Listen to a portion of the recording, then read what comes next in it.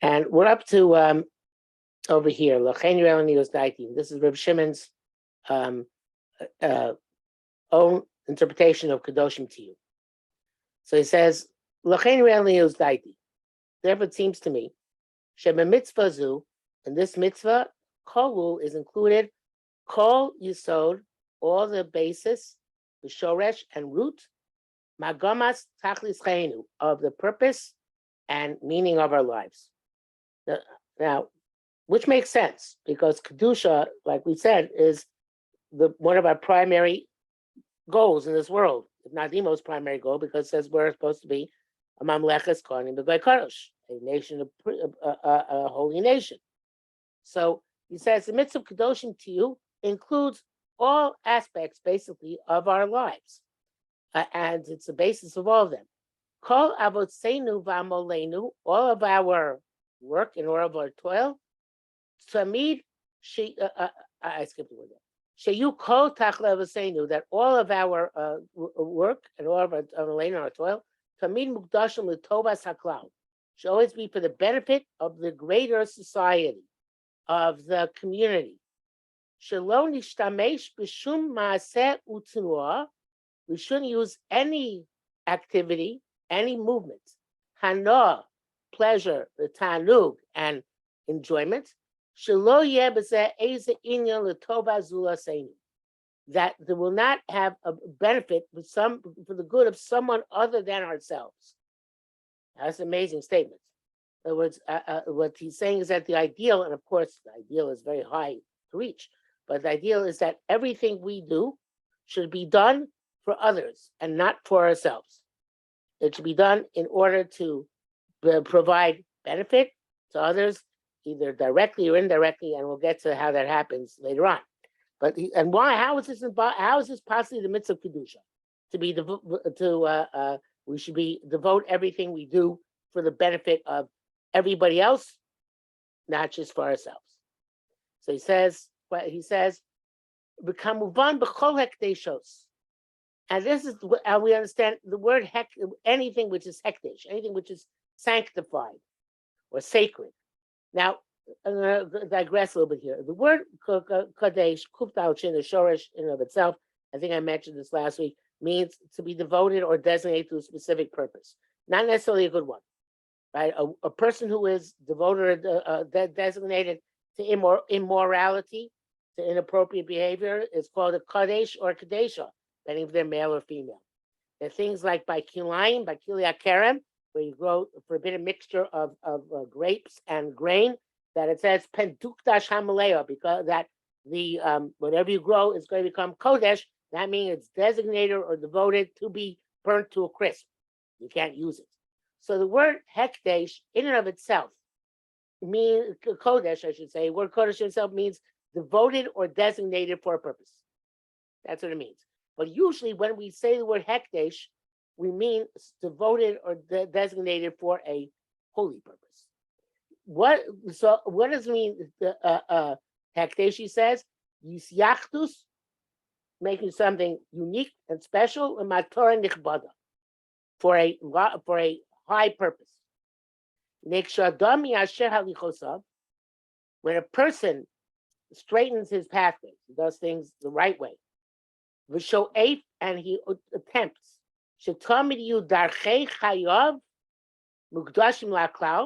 he always wants the pathways of his life to be devoted to the greater community.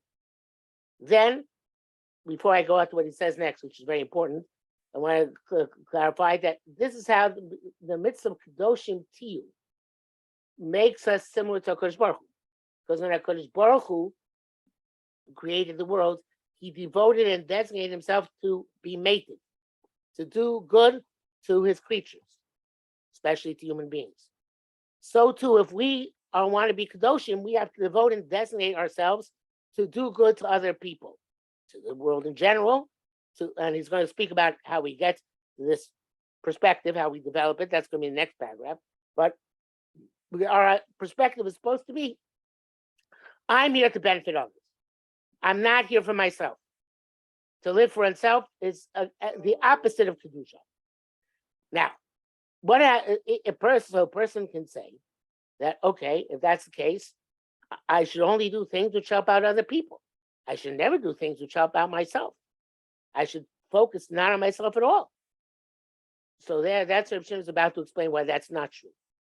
But the point is that anything a person does done the right way can be done in order to benefit others. And now he explains. He says that if a person's life is devoted to the club, as kol masho said, gam smoke, anything he does, even for himself, lavros gufo v'nafsho, to keep his body and soul healthy. It also relates to the mitzvah of kedusha. Because this way he's going to benefit others. When he benefits himself, he does benefits others who need him. Now, what he's saying is, let's say I need to go to an amusement park. I need to go to a roller coaster to feel that my emotions are going to be uplifted, aroused, excited, in order to go back and then be able to devote myself with more dedication to the helping others. So going on the roller coaster can be seen as also part of kedusha. It depends why I'm doing that. There's certain things where perhaps it's very difficult to make them, to justify them as I need this for myself in order that I should function on a high level. But the Gemara talks about people who couldn't learn unless they had good steaks and fine wine.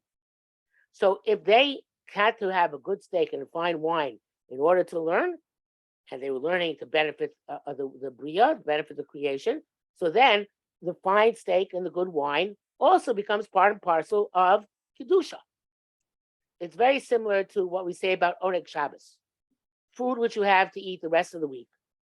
It's not necessarily a mitzvah to eat, right? There's no mitzvah necessarily to have a fine food.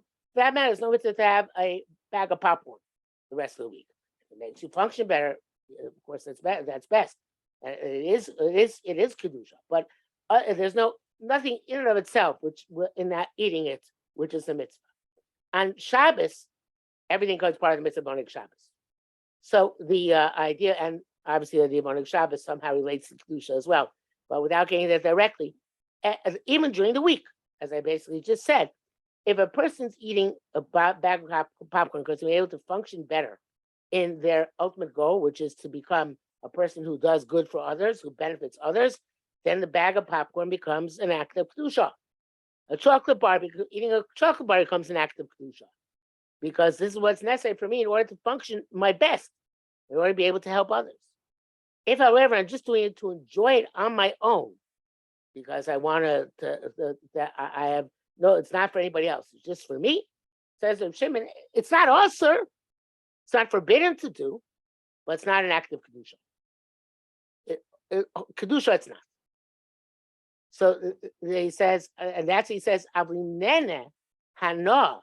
If you have the type of pleasure, minasuga mosarios, from the type which is excessive, what we call luxuries, which are not required for the health of his body and soul. This pleasure goes against kedusha.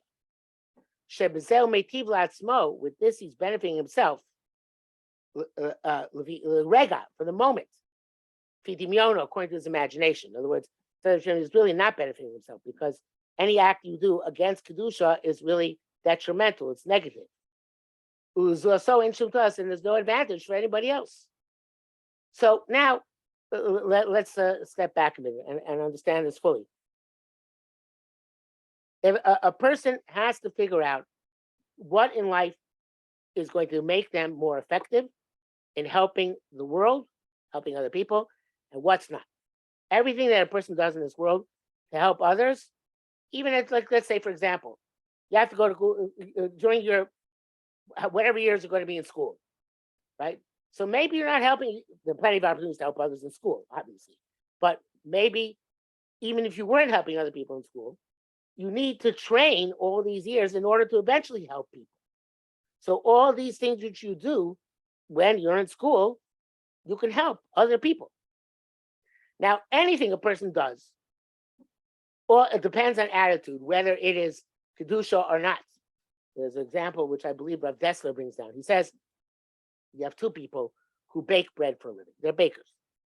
And they both bake the best possible bread. And they charge high prices for it. But one guy says, before he sets out to bake the bread, how can I make the most possible money? And he comes to the conclusion, I can make the most possible money by making high quality bread and selling it for a high price. Because the market will let me sell high quality bread for a lot of money. The other guy says to himself, how can I provide my customers with the best possible product, which is going to make their day a much better day because they're going to enjoy their bread? He says, the way I can do that is by making the best possible bread. I have to charge a lot of money for it because I have to make a living, I have to be able to pay my workers, I have to be able to pay for my costs. But the first guy, his baking the bread is an act of taking and basically an act of greed. Because he's baking good bread in order to make more money. The second guy's baking the bread is an act of kedusha, because he's taking the money because he has to, but he's baking the bread because he wants to provide a phenomenal benefit to his customers. The entire world, anything one does in this world can be looked in either way, either as an act of taking or as an act of giving. Now, it happens to be that the system we live in, called capitalism, is based on greed. It's based on the assumption that people will build the way it was put by someone, I think Henry Ford, I don't remember which inventor, he said, people build a better mousetrap because they'll make more money building a better mousetrap, right? So, but that's, and according to capitalism, since people can make more profits, making better things, better inventions, they're going to invent better things and produce them. But the Torah perspective is the exact opposite. People should make better mousetraps because they're going to benefit the people who have mice in their house and want to get rid of them to a much greater degree. And if you make more money on it, okay, you have to make people have to make a parnasa. You want to give tzedakah. There are lots of reasons why people want to are able and should make money. But the bottom line is, why am I doing this? What's my incentive? What's my purpose? Is my incentive to help others, and that's the purpose which I have? Is my incentive to make more money and take for myself? So the same act can be an act of kedusha, if it's an act which is done in order to benefit other people, or it can be an act of just greed, selfishness, if I'm doing it in order to benefit myself only. There's Rav Dessler also brings down from Rabbi Solanter. There's a medrash that says that Chanoch, who was in last week's Parsha, Parshas Bereishis, was a cobbler, a shoemaker. And it says, when Chanoch used to make his shoes, Chanoch misakin min olim umiyached yichud. He would fix shoes, and at the same time, he would have these profound thoughts. Now, normally, miyached yichudim means that he would have amazing Kabbalistic thoughts about how to unite the Shamayim and Oretz, how to bring down Shechina into this world, how to bring all sorts of amazing things in Ruchnius, in spirituality, to come to pass. But Rabbi Solanter says, you know what, that's not what it means. It can't mean that, because that would actually be theft. You're not allowed to think about these things when you're making shoes, because you might miss a stitch. You might miss put the leather in the right place, because you're thinking these high and holy thoughts. Can't do that. So he says, what was he actually thinking, which is called miyachid yichudim? He was thinking, how can I make the best possible shoe for this customer? And why is it called miyachid yichudim? Because yachad is uniting. He was uniting his activity in this world with Hashem's activity towards the world. He was trying to provide the best possible shoes for his customers, just like Hashem provides for us the best possible things for our living in this world. So that is how he unites himself with HaKadosh Baruch Hu in the job of being native to others. So again, a person can make good shoes because they want to make more money. A person can make good shoes because they want the person who receives the shoes to be able to walk in comfort. So the first one is not an act of kedusha. The second one is an act of kedusha. There's Reb Shimon, basically, everything you do, the same pleasure. If you're going, let's go back to the roller coaster. Say the roller coaster. If you're going to the roller coaster because you want to you want to entertain your family, right? So you want to make sure that they have a good time and they're happy. So then that's an act of kedusha. You go on the roller coaster because you just want the thrill for your personal enjoyment. That's not an act of kedusha. But everything a person, or sometimes the personal thrill is an act of kedusha. If I'm doing it because if I have this exciting good time, I'll be able to get back to doing what I'm supposed to do in a better way as well. So everything in the world can be an act of kedusha, and this is similar to what David HaMelech says. I said the world is going to be built on chesed. Hashem says. And the world is built on chesed regardless, because everybody has to interact with everybody else. Again, I make you shoes, you make me a bread. I teach you, you go out and you do my accounting. Everybody is doing chesed all the time. The question is, what do you have in mind when you're doing the chesed? Do you in mind, I am doing act of chesed, just like Kodesh Baruch did chesed with the world, or am I doing it for my own benefit? But the world is built on chesed regardless. Chesed ibon. Everybody has to interact with everybody else. No man, no woman can live on their own. So if you do it with kedusha, means you're devoted, being native to others, doing good for other people. So about pider, based on this understanding, inyan mitzvah shel precious, the concept of the mitzvah of precious, meaning of staying away from excessive luxuries in this world. He tamtzis misol mitzvah kedusha. It is a expression of the basis of the mitzvah of kedusha. Hanikeres bepoal b'darkei hanagas adam, which is recognizable in the activities and the manners of conduct of this person. In other words, what usually we say, like the Ramban said, kedusha means not to be nava b'shul satera, right? Like Rashi says that you have to distance yourself from arayos. But says Reb Shimon, that's an expression of the mitzvah. That's not the mitzvah itself. No, it's people who abstain from pleasures of this world. One of the reasons they do it is because they want actually to only use things for the purpose of l'shem shamayim, only to do things for maybe native to others, and they abstain from luxuries because luxuries it's difficult for them to abstain to use for others. But it's not that that's the mitzvah kedusha. Mitzvah kedusha is not to refrain from luxuries, but to make sure that whatever you do, and that can include some luxuries, you do for the purpose of being native to others, being good to other people. Okay, he's going to expand on this, of course, but this is, so far, that's how he finds the mitzvah of kedusha. He says that, again, that's an expression in the conduct of a person of what kedusha is. Avo barayon, but in the idea, the shifa saruach, and the ambition of the spirit, in other words, externally, it can manifest itself. You can see it in how people conduct themselves in refraining from olam hazeh or too much from olam hazeh. But that's not the idea. The inner idea is misracheves mitzvah zu. This mitzvah expands al kol mifolav, on all the activities, umasav, and all the deeds, shel adam, gam beino levein makom. Not just between Mechaber, but also between us and HaKadosh Baruch Hu. In other words, you can learn Torah and do mitzvos between you and Hashem for your own benefit, in order to get schar and olam haba, or you can do it in order to do benefit Am Yisrael. There's an amazing takana, amazing rule which the Ramchal, Moshe Chaim Lutzato, the author of the Mesilas Yesharim, instituted for people who joined his group. He had a group of very holy people who joined together in order to try and achieve very high levels.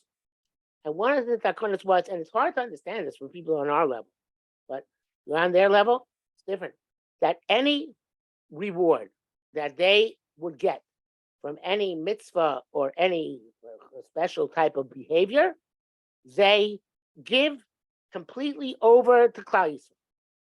Of course, if a person does good things, they get reward, right? There's a schar for doing good. So these people, the members of the Ramchal's group, they said, you know what? We want to be magnum. We want to bestow any possible reward we can get on Klal Yisrael. We don't want to keep it for ourselves. Now, I don't think necessarily that they lose reward by doing that. There's plenty of reward to go around. But the point is that even mitzvahs we do between ourselves and HaKadosh Baruch Hu, not it's not as obvious, but there too, a person can do things to be mated with the world, because everything a person does as a mitzvah brings kedusha, brings a reward, brings special bracha down to the world. So therefore, if I whenever I do a mitzvah, I should do the mitzvah in order to bring more bracha to everybody in the world, not just for myself. And that, he says, is important to understand. People think kedusha, people might think based on what I just explained, kedusha, that kedusha only relates to ben Chaveiro, to do chesed with other people. No, it says ben Amakum also. I was doing it in order to benefit the world. Okay, that is why I want to benefit the world. There's another aspect to it, which I don't know if he's what he's hinting to here, but it could be, which is that I want. Obviously, Hashem doesn't need our chesed, but I also can do mitzvahs because I want to do a chesed to HaKadosh Baruch Hu. It's a very difficult thing to have in mind, because, as I said, Hashem doesn't need our chesed. But again, similar to doing mitzvahs in order to benefit others, since HaKadosh Baruch Hu asked us to do the mitzvahs, it's as if he's saying, if you do the mitzvahs, it's a chesed for me. Do this, so I'm being mischased, not just with other people, in that they can enjoy the reward of bracha, which comes from a mitzvah, but also on some level, also doing a chesed to HaKadosh Baruch Hu. So mitzvahs ben on makom also have this concept of kedusha, of devotion to being mated, to doing good. And in this relationship, there's a little bit of a parallel, and it's in the same continuum as we said. There are mitzvah kedusha and the kedusha of Hashem, at least to a certain extent. Just like in the Hashem is creating the entire world, whatever he does in it. So each every moment he sustains the world. So all the things he does are to benefit others, not to benefit himself. So to the Ratzon Hashem is Shumasenu Tamid Mukdashim L'Tovas HaKlal. All of our deeds should be to benefit the community, and not for our own pleasure. Okay, now that makes sense that a person was supposed to do things to benefit others, not for their own pleasure. But obviously, like the Medrash said, which with he began, we can't do it all the time. We have to do, because we're not like Hashem. Hashem doesn't need anything. Hashem doesn't need anything. Everything he does is for us. We're not that madrega. That's what he's about to say. So that's what Hashem says. You can't reach my level of kedusha. But get as far as you can. However, in Yomar Adam Lachnia Estivo, to get the person wants to push down his own nature, Lagia Lemida Yisera, to get to extra measure. Hachlo Yem and Avsho Shumachshava, they shouldn't have in his soul any thought, Ushifa, and any ambition. Leitiv Latzmo, to do good for himself. The Choshifa Sav Yurak, Leitiv Lacherim, and all of his ambitions only do good for others. And in this manner, Yeshifa, so he's going to have the ambition to get to the kedusha of Hashem, that Hashem's will in the entire creation, and conducting the world, was only do good for others, for the creatures he created, not to himself at all. All this is what he's trying to say. Don't think this way. All this is about to say, you can't get to that level. Okay, but it's still going on with what you might think. Shabashkafa Rishona, at first glance, if Sharlamah would be possible to say, Shem Yagia Adam L'Madrega Zu, a person reaches that extraordinarily high level, Yagia L'Tachlis Hashemus, reach the ultimate perfection. So therefore, Chazal telling us, no, it's not like that. We shouldn't try and be like Hashem in this respect. Hashem's kedusha is higher than our kedusha. In other words, there are limits on how high we can go. And before we see what he says, what I want to throw in based on what we said before about everybody in this world needs everybody else. There's nobody who doesn't need other people in this world, whether you like it or not. You're going to need other people's assistance, you're going to need other people's efforts, you need other people's products in order to survive. So therefore, Hashem says, I don't want you to be completely giving. I want everybody to interact with everybody else. So you don't, it's not like me, that my kedusha is higher than yours, or I can just give completely. No, everybody, there has to be an exchange. Otherwise, the world won't be able to exist. So don't try to reach my level of kedusha. You should reach as high as you can. What I don't think he says later here, but he's going to say later on, I'm saying that, but other people say, is that obviously a person can't give all the time. A person can't be devoted to others all the time and not take for himself or herself.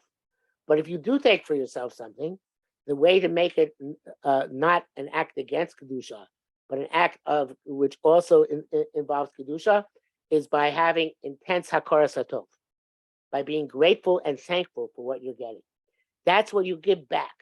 When you take something, what you're supposed to give back is thanks, gratitude, appreciation, a realization that the other person has done a chesed to me. And that's, even though we have to take from others, we're can't be devoted to giving all the time.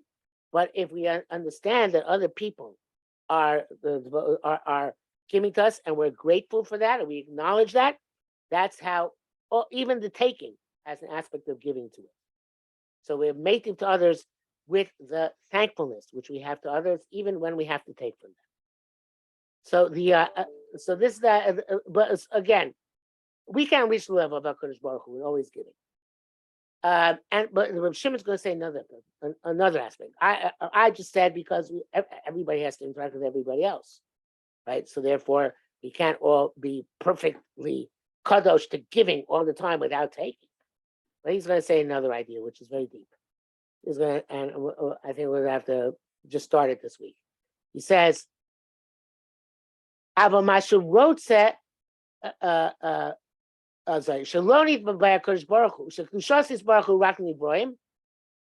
Where am I up to? I think it's what I'm up to. Shekushas Baruch Rakni Broim Lo Atzmo Yisbarach. His kedusha is only towards others, not for himself. Shaloni Vasef, there was never added. V'lo Vasef, nor will there ever be added. Shum Yisaron Labori, any advantage to Hashem, Aidei Ma'asav Sha'asa Bosa, by what he did and what he does, will do. The Chorotzon Yisbarach Rakni Tivni Broim. And all of his will is just to do good to others. What if he wants from us is not the same way. Rabbi Akiva says, our lives come first. And this is an astonishing thing, which Rabbi Akiva says, and which we have to understand, and which Rav Shimon has to explain. It's a very famous Gemara. The Gemara is machlokes between a person named Ben Pesora and Rabbi Akiva. And the case is you have two people in the desert, and they have one canteen. And the canteen belongs to Reuven. And Shimon doesn't have any water left. And Reuven knows if he drinks the canteen, then he'll survive. He'll get to a community and he'll survive. He'll get out of the desert. If he splits it with Shimon, they'll both die. So the question is, does Reuven drink the whole canteen and watch Shimon die? Or does he share it so he won't see Shimon die and he survived? They'll both die together. So Ben Pesora says they should split the canteen. Each one should drink half. And if they both die, they both die. But one guy should not sit by, so to speak, and watch the other guy die. Rabbi Akiva says no. It says in the Torah, your brother should live with you. Your life comes first. And therefore, Rabbi Akiva says, Reuven keeps the canteen, even though Shimon will certainly die. Reuven keeps canteen and gets to the town with it to save himself. So this seems, obviously, says Rav Shimon, to go against what we just learned, because it's telling us that even when it comes to pikuach nefesh of yourself, your life goes first. You don't save the other person's life. So what happened to being kadosh, devoted to others? So says Reb Shimon, clearly we have to understand. What we see the Rabbi Akiva held, chayecha komi, your life comes first. There also is another way where we see this. In Vahavta Recha Kamocha, it says, love your friend as yourself. And Rabbi Akiva says, in explaining that, Akiva says, he interprets it in a negative. He says, the Allah Sani, whatever you don't like, whatever you hate, the Chabrach Lo Tavi, don't do for your friend. But in terms of the positive, a person's own benefit comes first. You could have learned it, Rabbi Akiva could have learned it to mean that love your friend as yourself and you should both be equal. But that's not how Rabbi Akiva interprets it. Rabbi Akiva interprets it to mean what you don't like, don't do your friend. But the implication of that is, okay, I shouldn't do my friend anything I don't like, but I still like myself better. I don't do anything negative to him, but I go first. So Rabbi Akiva in both these places is saying that, yes, I have to take the other person into account, but I take priority. Again, with the water and the canteen. And here with the idea of meaning not to love him like myself literally, but not to do things I wouldn't want to be done to me. So these things, it seems, says Rav Shimon, so that it's not exactly like I said. It's to take a step back. That complete devotion to others is only Hashem, not me. And in a certain sense, I have to look out for myself first. And obviously, Rav Shimon, it's a big question. How do you reconcile? How do you put together these two ideas? That on the one hand, Kedusha means to be devoted to others. On the other hand, my life comes first. So Rav Shimon is going to address this. And what he says is amazing. But first he says, it makes the question even stronger. There's also a place in the foundation of man's creation. And